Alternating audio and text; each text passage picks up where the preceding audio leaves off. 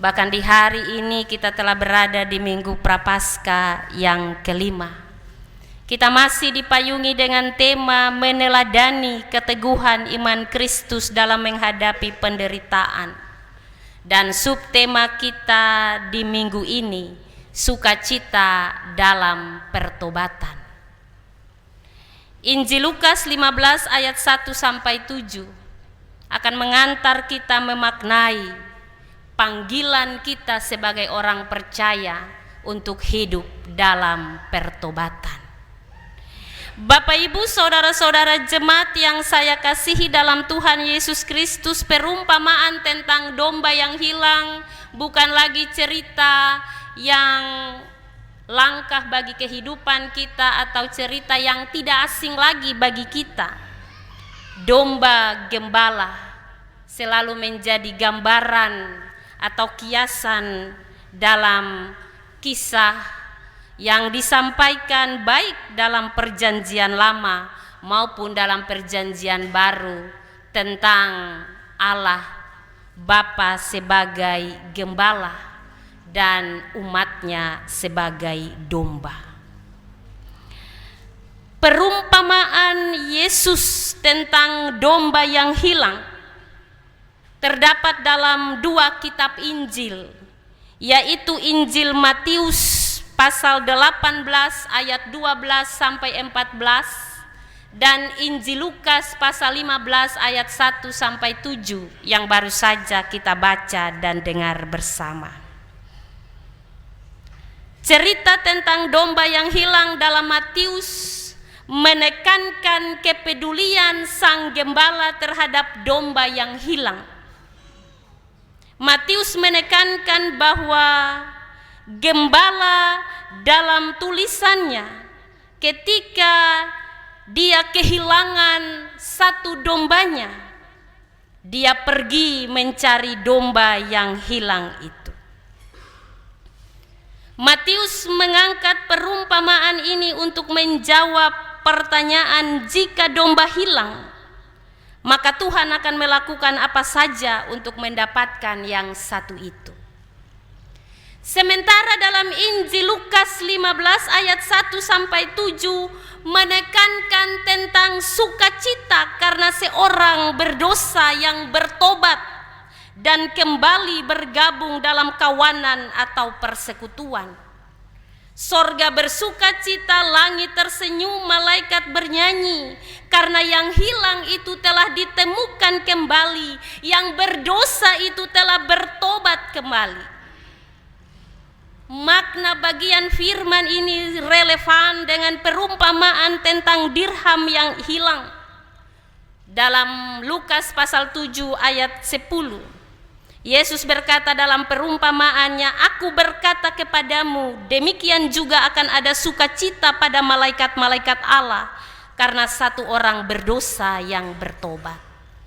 Dan dalam kisah perumpamaan tentang anak yang hilang, dalam ayatnya yang ke-24, dia menggambarkan seorang bapa yang bersukacita, sebab anakku ini telah mati dan menjadi hidup kembali. Ia telah hilang dan didapat kembali. Maka mulailah mereka bersukacita. Bapak Ibu, saudara-saudara jemaat yang dikasihi dalam Tuhan Yesus, ada dua alasan atau hal yang melatar belakangi sehingga Yesus menyampaikan dan mengajarkan perumpamaan ini bagi orang-orang di saat itu.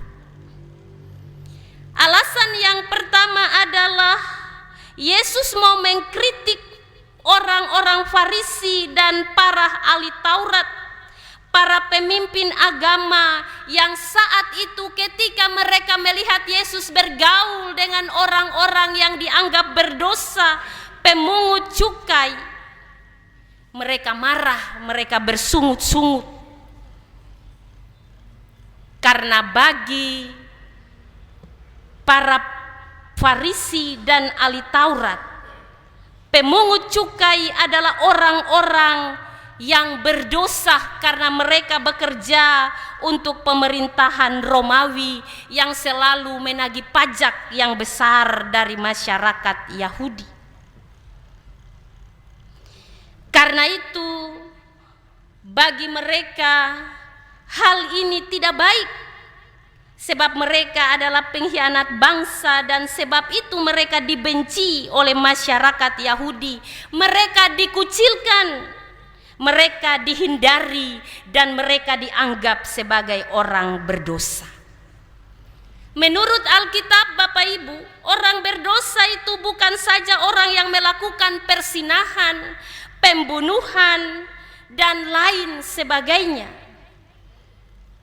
tetapi orang berdosa dalam perjanjian lama mencakup yang lebih luas, yaitu mereka yang termarginal, yang hidup miskin, itu dianggap sebagai orang berdosa, seperti para gembala, pemungut cukai, penyamak kulit, pengendara keledai, pedagang kaki lima. Itu orang-orang berdosa. Mereka termasuk dalam hitungan orang-orang berdosa. Mereka yang tergolong di kelas bawah, kelas pinggiran, yang dipandang remeh oleh orang Farisi, itulah orang berdosa. Karena para Farisi dan ahli Taurat menganggap diri mereka suci, kudus. Mereka bersungut-sungut ketika Yesus hadir dan bergaul dengan orang-orang pinggiran, kelas bawah, yang dianggap najis, yang dianggap berdosa oleh para Farisi dan ahli Taurat. Karena bagi mereka Yesus sebagai seorang pengajar agama harus menjaga kehormatannya dengan tidak boleh bergaul dengan orang-orang yang demikian, yang berada di kelas bawah, kelas pinggiran, yang dianggap remeh dalam strata masyarakat Yahudi. Jadi tindakan Yesus ini di dalam penilaian para Farisi dan ahli Taurat menunjukkan bahwa dia tidak menghargai kedudukannya sebagai pengajar agama, serta tidak menghargai tradisi orang-orang Farisi dan ahli Taurat. Orang-orang Yahudi beranggapan bahwa untuk menjaga kemurnian mereka, seseorang tidak boleh bergaul dengan orang-orang berdosa. Ia harus menjaga jarak supaya tidak tercemar. Ini hal pertama yang mengakibatkan Yesus muncul dengan ajaran dan perumpamaannya tentang domba yang hilang. Hal yang kedua, Yesus menggunakan perumpamaan ini untuk menunjukkan bahwa tindakannya mencari dan melayani orang berdosa selaras dengan apa yang Allah perintahkan. Seperti gembala yang mencari domba yang hilang, demikian juga Allah senantiasa mencari mereka yang tersesat. Mengapa Yesus dekat dengan pemungut cukai dan orang-orang berdosa, orang-orang yang termarginal, yang terpinggirkan, yang dianggap tidak berharga? Karena kekudusannya yang akan melayakkan mereka dalam pandangan masyarakat Yahudi. Kekudusannya akan merangkul mereka dan membawa mereka kepada sebuah kehidupan yang penuh dengan sukacita dan damai. Kekudusannya yang akan merangkul mereka untuk menjadi bagian dalam sebuah persekutuan.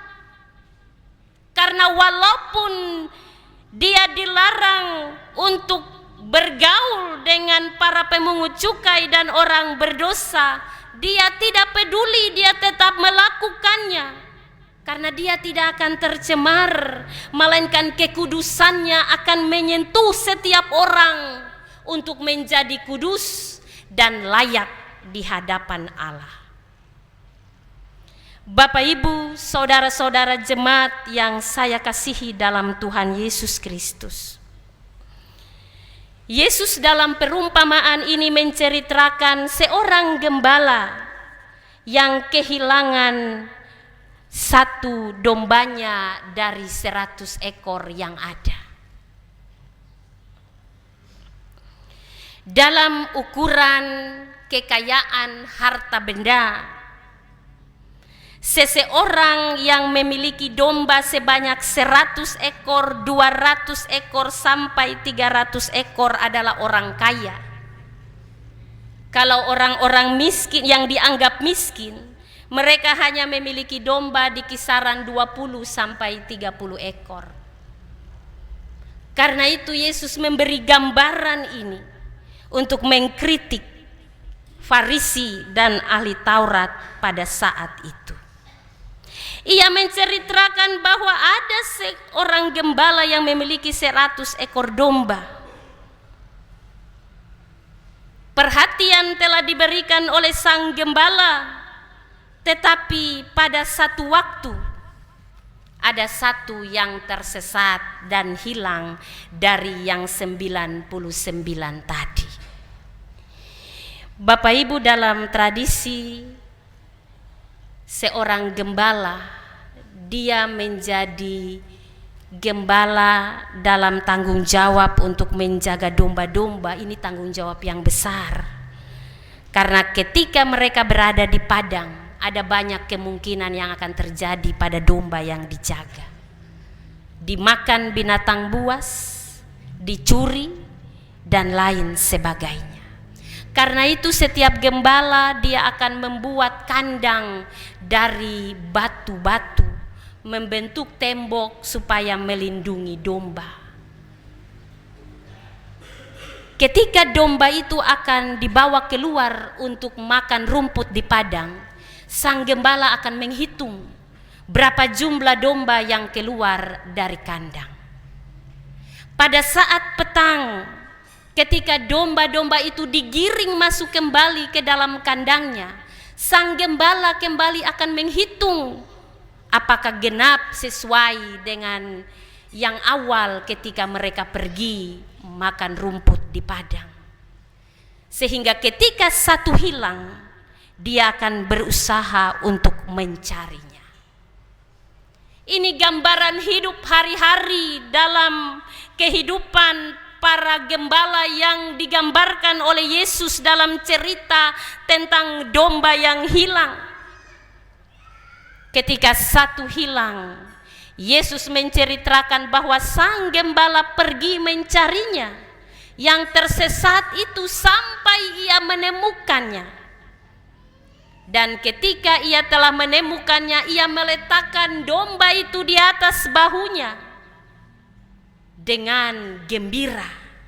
Dan setibanya di rumah, ia memanggil sahabat-sahabat, tetangga-tetangganya, dan berkata kepada mereka, "Bersukacitalah bersama-sama dengan aku, sebab dombaku yang hilang itu telah kutemukan." Dia relevan dengan cerita kisah anak yang hilang. Ketika anak itu kembali, sang bapa berkata, "Sebab anakku ini telah mati dan menjadi hidup kembali, ia telah hilang dan didapat kembali." Maka sang bapa bersukacita bersama tetangga-tetangga dan sahabat-sahabatnya. Begitupun dalam perumpamaan tentang dirham yang hilang. Ketika dia mencari dan menemukan dirhamnya yang hilang itu, ia bersukacita bersama-sama dengan orang-orang yang ia kasihi. Bapak, Ibu, saudara-saudara yang saya kasihi dalam Tuhan Yesus Kristus, makna perumpamaan ini bagi kita yaitu yang pertama, nilai setiap pribadi, nilai setiap orang tidak tergantikan dalam pandangan Allah. Setiap jiwa berharga di hadapan Allah. Karena itu setiap jiwa itu unik dan berharga dan tidak bisa digantikan dengan yang lain. Karena itu Allah menghargai setiap manusia yang diciptakannya. Karena pada manusia itu ada potensi, ada nilai, ada harga yang diberi oleh Allah dalam hidupnya.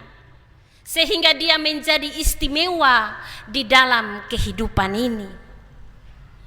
Yang kedua, kasih yang tekun dari sang gembala ditunjukkan dengan gembala yang selalu aktif menjaga dombanya, memberi rasa aman dan nyaman bagi dombanya.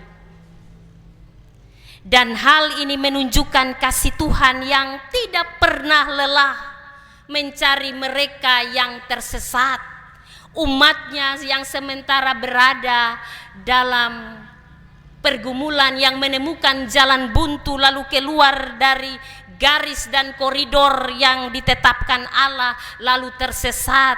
Allah peduli dan selalu setia menunggu dia kembali. Dan yang ketiga, prioritas penyelamatan yang dikerjakan oleh gembala.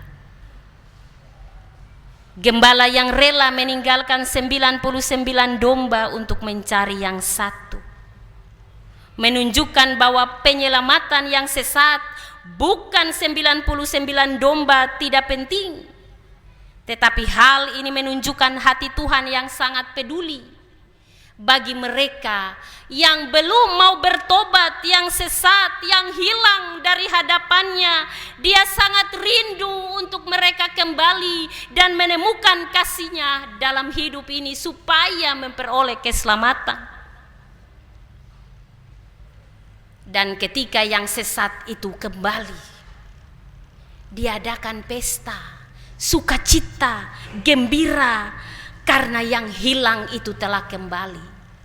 Yang salah itu telah melakukan pertobatan. Dan pertobatan itu menghasilkan sukacita, damai sejahtera, pengampunan yang berujung kepada keselamatan. Bapak, Ibu, saudara-saudara jemaat yang saya kasihi dalam Tuhan Yesus Kristus,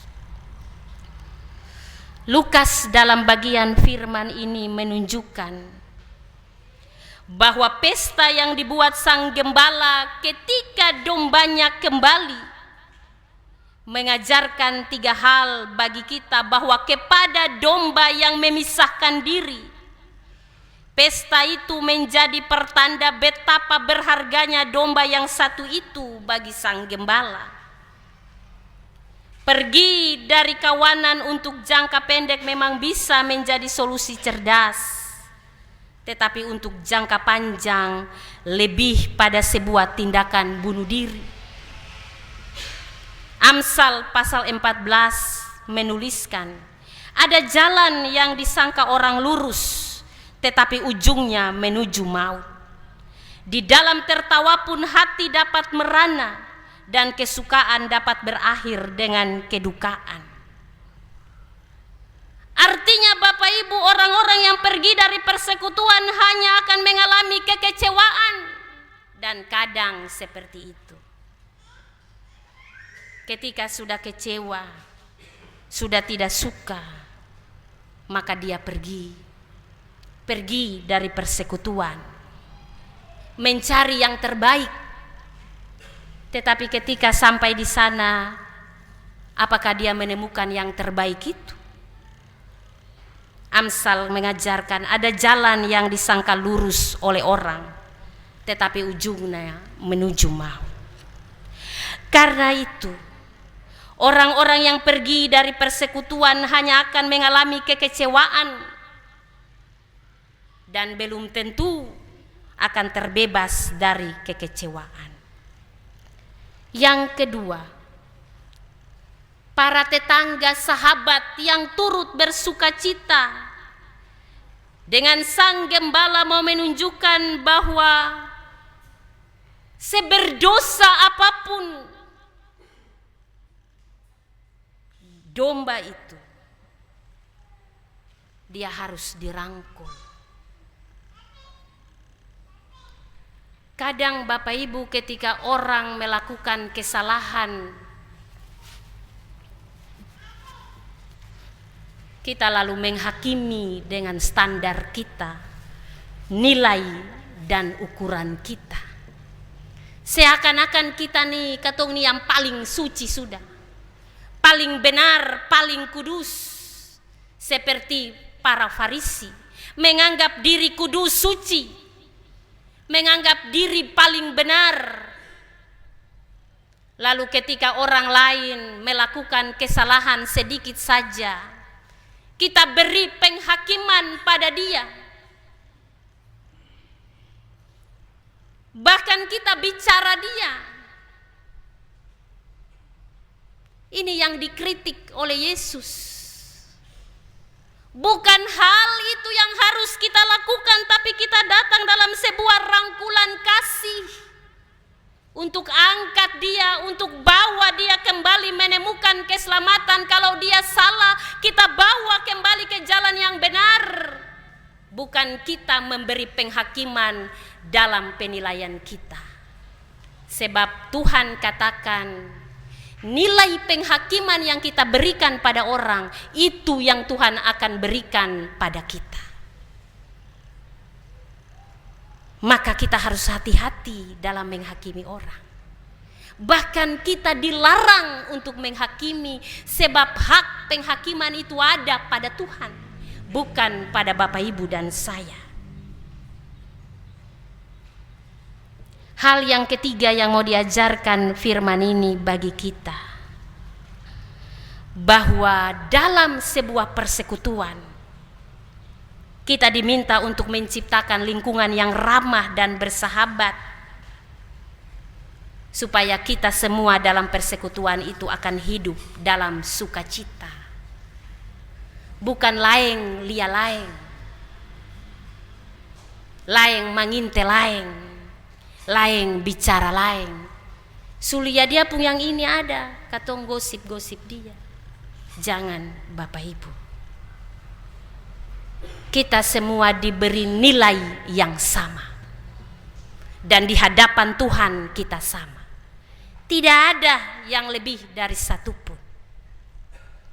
Sebab di dalam sebuah persekutuan, berjemaat dan bergereja, kita ini domba. Dan jemaat atau gereja bukanlah pentas untuk membangun rivalitas dan kompetisi kalah menang. Di sini tidak ada pertandingan siapa yang hebat, siapa yang tidak hebat, siapa bisa dan siapa yang tidak bisa. Tapi di sini dalam persekutuan ini, medan di mana kita ada untuk bersinergi dan berkolaborasi membangun persekutuan milik Tuhan. Kadang katong anggap orang lain itu tak bisa, tidak penting, tidak bisa buat apa-apa, katong saja yang jago, katong saja yang hebat. Akhirnya yang lain katong anggap remeh, lalu dia mulai menghindar dari persekutuan karena tidak dianggap. Bapak Ibu, saudara-saudara yang saya kasihi dalam Tuhan Yesus, firman Tuhan ini mengajarkan kita untuk hidup dalam pertobatan, supaya kalau sampai hari ini katong masih melakukan dosa, stop melakukan dosa, sebab Kristus tidak disalibkan untuk kali yang kedua, tetapi dia datang untuk memberi penghakiman bagi perbuatan yang salah, yang sementara, dan mungkin yang kita lakukan. Domba dalam konsep ini mengacu kepada kita sebagai orang percaya. Kalau dalam perjanjian lama domba ditunjukkan kepada umat Israel, tetapi dalam konteks kita saat ini domba adalah kita. Orang Kristen, orang percaya yang tersesat, dan dalam kehidupan ini kita diminta untuk berjalan dalam bimbingan Sang Gembala, bukan berjalan dalam bimbingan kita lalu kita tersesat. Sebab persoalan tersesat bukan saja tentang perilaku yang secara moral keagamaan dipandang tercela atau hina.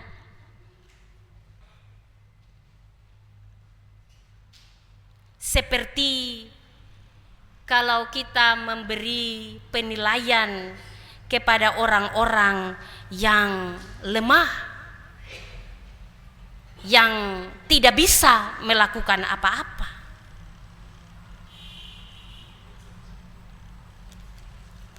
Tetapi mari kita belajar dari firman ini bahwa orang Kristen tersesat terkadang karena godaan akan keinginan duniawi, kebutuhan dan kondisi hidup. Dan alasan yang paling mendasar bagi seseorang percaya tersesat adalah karena tidak tahu firman Tuhan dan belum pernah mengalami kuasa Tuhan dalam hidupnya. Orang yang mengalami kuasa Tuhan, dia akan betul-betul meyakini kasih sayang, pertolongan, penyertaan Tuhan dalam hidupnya.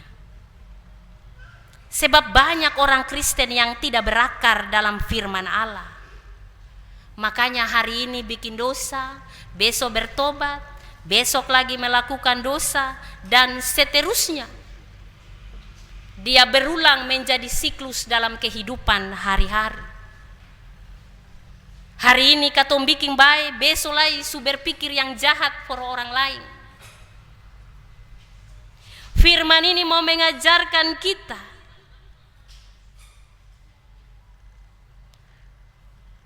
untuk tidak memandang rendah siapapun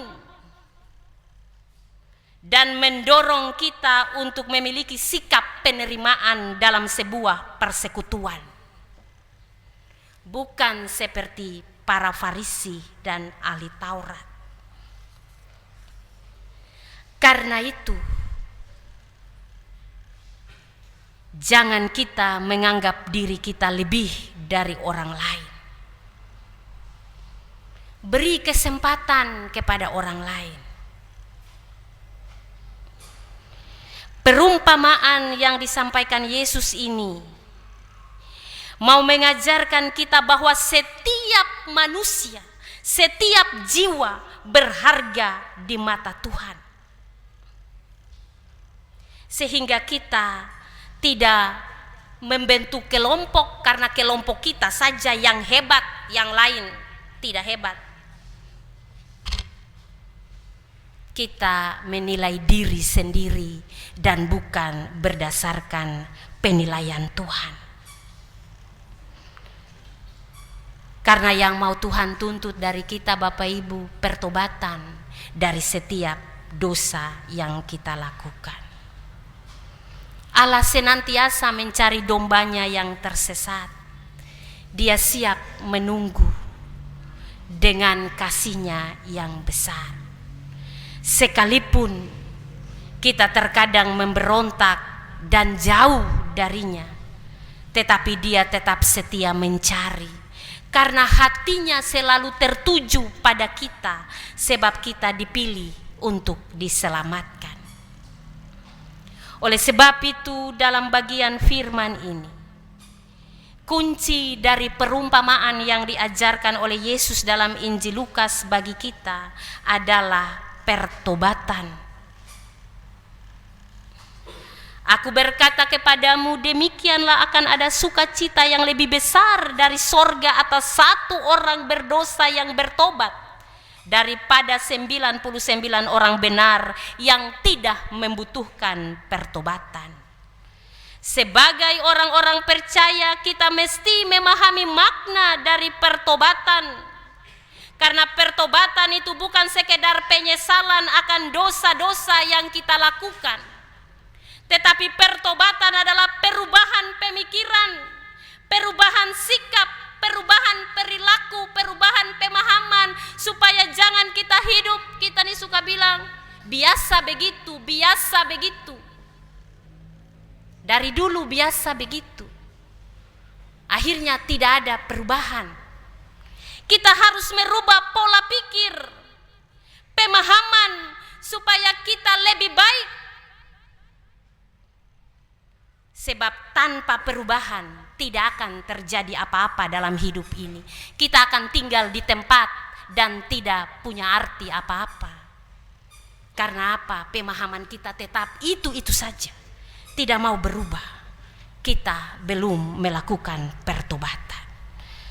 Pertobatan adalah mengubah watak yang berdampak pada sikap dan perilaku dan seluruh kepribadian. Pertobatan itu membawa transformasi dalam hidup, perubahan ke arah yang lebih baik. Ketika kita dengan tulus bertobat, maka hati kita akan dibaharui oleh Roh Kudus dan kita akan mengalami transformasi dalam iman, dan karya-karya kita akan Allah tunjukkan untuk kemuliaan namanya. Allah bersuka cita, malaikat bergembira karena pertobatan itu terjadi. Dan pertobatan itu harus menjadi gaya hidup bagi kita. Karena itu kita diajak untuk bertobat terus dalam kesadaran akan kasih Allah, sehingga kita menghindari dosa dalam hidup ini. Pertobatan yang berkelanjutan akan mengalami pertumbuhan rohani yang akan membawa kita lebih dekat dengan Tuhan Allah. Karena itu mari kita hidup dalam pertobatan. Menjauhkan diri dari dosa dan mengalami kasih Allah yang tidak ternilai dan tidak terukur dalam hidup ini. Mari kita kembali memaknai Minggu Prapaskah yang kelima ini. Kita meresponi panggilan Allah untuk bertobat. Pertobatan yang akan membawa pengampunan bagi kita, transformasi dalam hidup dan hubungan yang lebih dalam dengan Allah. Dan kita akan menerima apa yang dijanjikan Tuhan. Sukacita, kegembiraan bersama Allah di dalam tuntunan rohnya yang akan memampukan kita menjalani hidup ini dan menghadirkan karya-karya yang baik, yang berguna bagi sesama dan memuliakan Tuhan dengan hidup yang Dia anugerahkan bagi kita. Tuhan memampukan kita untuk melakukan firman-Nya dalam hidup ini. Amin.